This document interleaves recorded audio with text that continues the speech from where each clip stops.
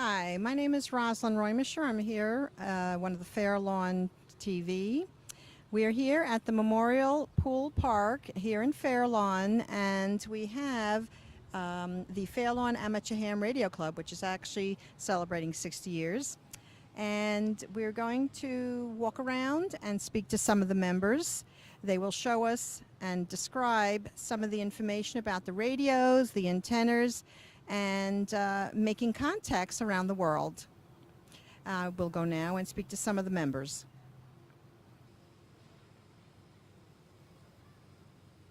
My name is Rosalyn Roimsher, KD2GKA. That's my call sign for the amateur ham radio. I have the president, Carl, and his call sign is W2KBF. Carl, can you tell us something about this field day that we have going on right now? Sure, Rosalyn. Field Day is an annual event that ham radio operators all over the United States and Canada participate in every year, where instead of sitting at our stations or operating amateur radio from our cars, we come out into the field, which is why it's called Field Day, and practice operating under simulated emergency conditions in a non-permanent shelter. In this case, we have a tent set up behind us from the Ridgewood OEM. And we just make radio contacts using emergency power. We have generators and batteries and solar panels and things like this, just to show that we can do this, that we can operate radio under abnormal conditions. And so we make as many contacts as we can, and it's informal. You know, we just say hello to people all over the country and all over the world on Field Day. Well, I see they have a number of antennas. What is the purpose of them? How do the use of the antennas? Okay, well, there are basically two kinds of antennas. There's simple wire type antennas, which are very good in emergencies because they're not that hard to put up. You basically need some trees or supports to string them up. And then we have a beam antenna, which is like the old-fashioned TV antennas that you can kind of point in a certain direction, and that gives us more coverage, more directionality, less interference if we know we're trying to contact the station in a certain direction. Now, where are the contacts made? Where are they made? Well, we put out a general call called a CQ, which means we're willing to talk to anybody, and we try to get people to call us, actually. Conversely, we can be tuning around on the radio bands, and we hear other people that are on the air looking for contacts, and we call them. I see. Now, so we have in the back, I see a number of the club members, and there's a setup towards our right. What is this gentleman's setup, and what type of contacts is he making? The same? I think you're talking about the satellite station, the fellow with the purple shirt. Yeah, that's that's a UHF and VHF station that's actually set up to work the International Space Station that passed over within the last hour, and we could copy telemetry from the space station, so we know we had a shot at it. We're waiting for it to go around again, and he's going to try to make contact with a ham that's actually on board the International Space Station.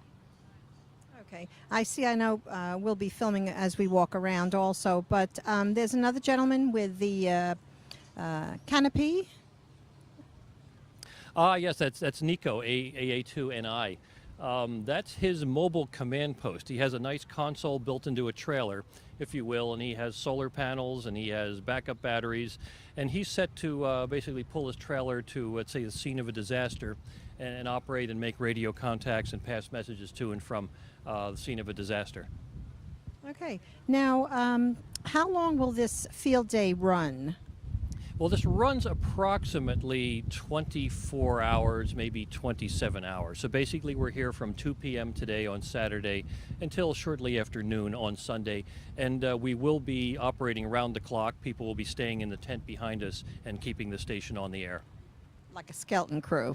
Well, overnight, yes, it will be a skeleton crew. I see. And how many members altogether are there at the Fairlawn Amateur Ham Radio Club? Well, the club has reached an all-time high, I think. We've been in existence for 60 years now, and this is our 60th anniversary, in fact. And I know we've surpassed the 90 mark, so I would say we have 91, 92 registered members of the club at this point. I see. Now, not everyone is from Fairlawn, am I correct?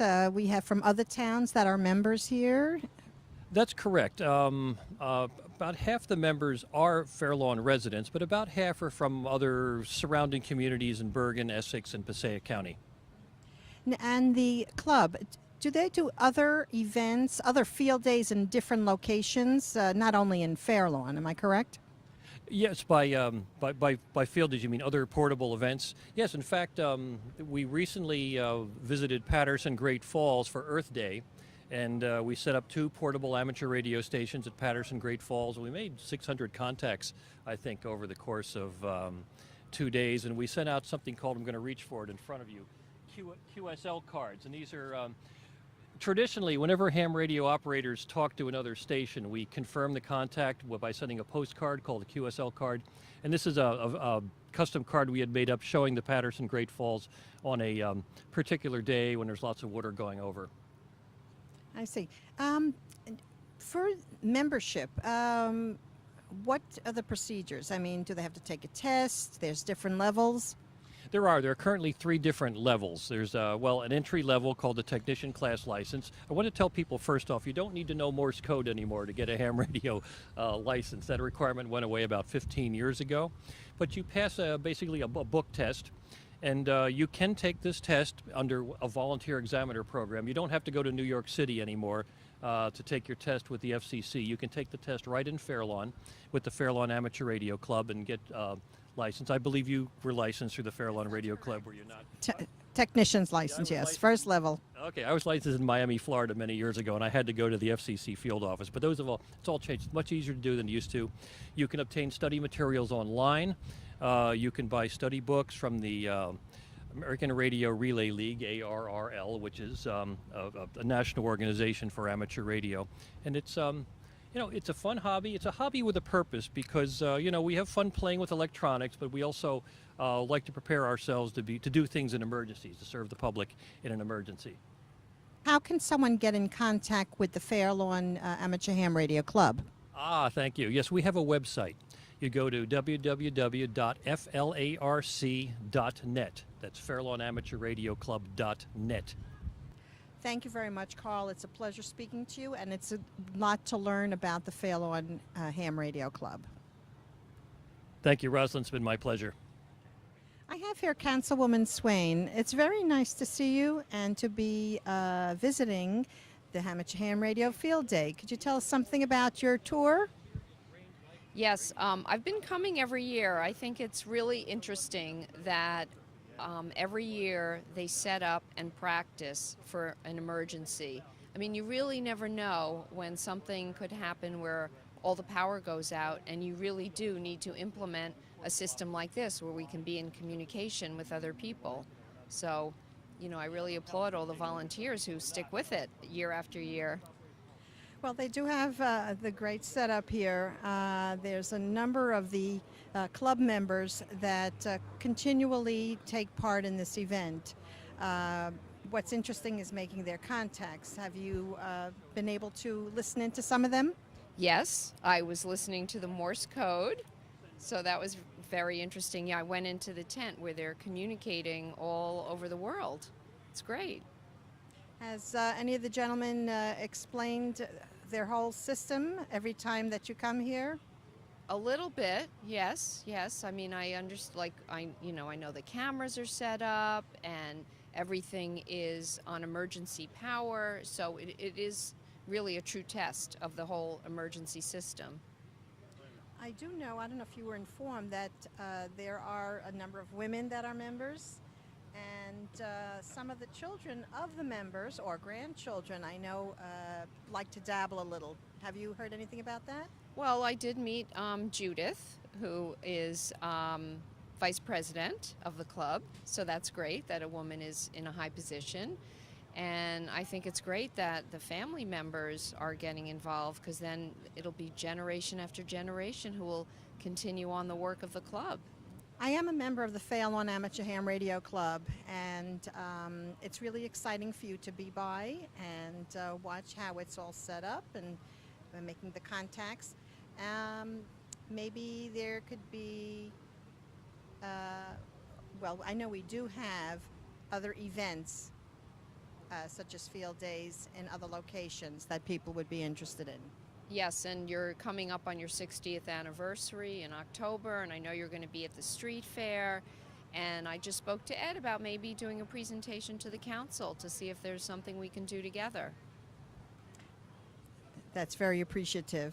And we thank you again. Hi, I have Rich over here at the Amateur Ham Radio Field Day. Could you tell us something about your setup here? Sure, we've got a AMSAT set up here to work some of the satellites, and what we're using is a dual band antenna. It's 2 meters, 440 frequency, and what it'll do is allow us to reach passing satellites like the International Space Station as it comes up over the horizon. At its highest point, it'll reach, let's say, anywhere from 10 to 90 degrees, and we'll be able to maintain communication off the repeater on the International Space Station with other people from around the country. Have you made any, I guess, contacts, you would call them? Yeah, in the beginning we had initially set up for voice contacts, and the only contacts we were able to hear coming in were packets, and they were sending basically APRS messages back and forth, or text messaging. So what we've done is we've switched over. We're using some new frequencies here, and we're going to try and make a voice contact with the next passing satellite, and I think we've got one coming up at about 3:45 today, so just a few more minutes and we'll be looking to start making some contacts. All right, great. Thank you. Thank you very much. I have Nico over here, and I see he has a very intricate setup. Could you tell us something about your planning on putting this together? Sure. My name is Nico. My call sign is AA2NI, Alpha Alpha 2 November India. The station is on a regular trailer. It's designed to support emergency communications. It's easy to set up, about 15 to 20 minutes to get it up and running. All we need is either a car battery or, as we have here, a connection to a generator.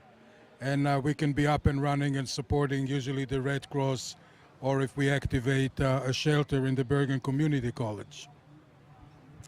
I see. How long have you been a member of the radio club?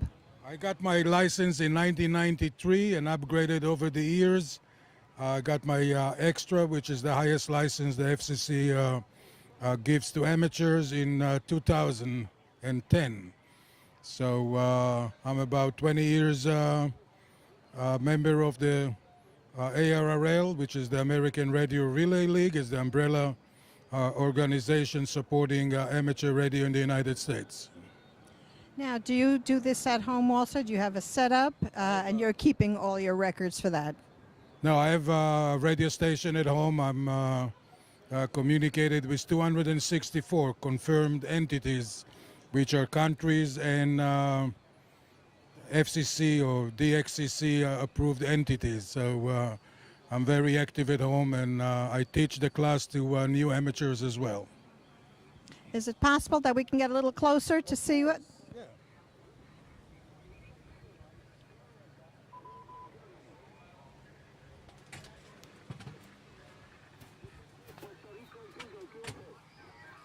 Could you give us a little background of everything that you have set up? Yeah, basically we have two separate stations over here. On the left, we have a Kenwood TS450. It's an HF station covering all amateur bands in the HF. And on the right, the little guy over here is an FM VHF station monitoring the local Bergen County FM Association repeater, which is in Paramus on top of one of the tallest buildings, giving us an excellent coverage for the Bergen County in case of emergencies. On the side, I have a secondary station. It's not connected right now. It's a combination of HF and VHF in a single radio. It's an ICOM 706 MK2G. Both stations are efficient, and they're good in all different weathers. They don't care about the heat so much, so we can operate almost without any backup of air conditioning or extra power. Do you have an antenna hooked up on the outside of this tent? Yeah, I have two antennas, one on the side of the trailer for the FM unit. Then we have a wire antenna about 50 feet high between two trees that we have launched two wires on each one of the trees and pull a wire antenna in between. And right now we're actually listening to a station from Puerto Rico, Kilo Papa 4. Okay. Thank you again. I have Tony over here. Could you tell us a little about this, the two radios? Sure, we have two stations over here. Thank you. On the left-hand side, we're talking on voice, and we're on 20 meters right now, which is around 14 megahertz. We have a few contacts already. There's a logging program on the screen. On the right-hand side, excuse me, my voice is a little sore from all the talking. It's our CW, which is Morse code. That one's on 40 meters, which is 7 megahertz. And we're just making contacts all day here so far. Okay. And what, do you know what some of the states and countries that have been hit? We've gotten D.C., Wisconsin, North Carolina, Ohio, West Virginia, Tennessee, Maritime. We have two people out on a boat somewhere that we got. Indiana, Michigan, Ohio, Virginia, Kentucky, Illinois, Rhode Island. Those are the ones so far. You know what I meant to ask you? Your call sign. N2SIQ. All right, because everyone, all the members here have call signs. Absolutely. Yep. Okay. We have our own call, but we use the club call, which is W2NPT for the contest itself. Is there a certain amount of contacts, or just as many as you can get? As many as we can get. We try to go nonstop, even though in the middle of the night it thins out a little bit. But we try to go nonstop till 2 o'clock tomorrow afternoon, or 1 o'clock in the afternoon, whenever we run out of juice. And are there members there switching every bit of time? We just take turns. Whenever somebody gets tired, next guy goes up. I was on there for about an hour and a half. He just took over for me. We're constantly rotating. Okay. Thank you, Tony. And we appreciate all this information we're getting. Thanks a lot. Bye-bye. I'm Rosalyn Roimsher. We're here at the Memorial Pool. There's the Amateur Ham Radio Field Day today and tomorrow. And we want to wish everyone a good day. This is the Fairlawn TV. My name is Rosalyn, cameraman Saul, and enjoy your day.